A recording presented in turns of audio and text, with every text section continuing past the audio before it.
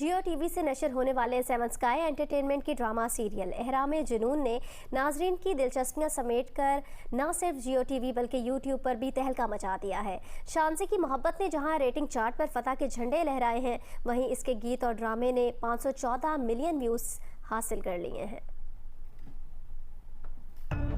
Seven sky entertainment के banner तले जियो TV से नशर होने वाली ड्रामा सीरियल एहराम जुनून ने अपने देखने वालों की सताइश और मोहब्बतों को समेट लिया है।